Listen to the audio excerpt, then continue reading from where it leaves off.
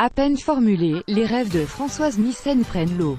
Alors que la ministre de la Culture évoquait la semaine dernière sa volonté de faire voyager les œuvres d'art partout en France en présentant son plan « Joconde etc. Culture près de chez vous », un calcul révélé par nos confrères du Parisien a montré que la réalisation de ce souhait n'était pas impossible, mais coûterait extrêmement cher, donc c'est tout comme plus grand que à lire aussi, un plan en faveur des zones blanches de la culture dévoilé par Françoise Nyssen selon une simulation d'études réalisée par la direction du Louvre et adressée au ministère de la Culture. Un prêt de la Joconde pour 3 mois coûterait entre 30 et 35 millions d'euros.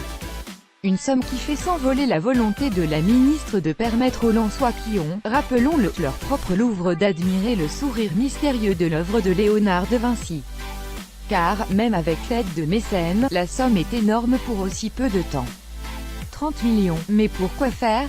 Au moins 2 millions d'euros d'assurance, 2 à 3 millions pour une vitrine spéciale, garantissant une stabilité de température pour cette œuvre de la Renaissance, 3 millions d'euros pour la conception et la réalisation d'un système de support absorbant toutes les vibrations dans une caisse spéciale pour le transport, 1 à 2 millions pour le transport, l'escorte, les dispositifs de sécurité, la surveillance humaine et électronique.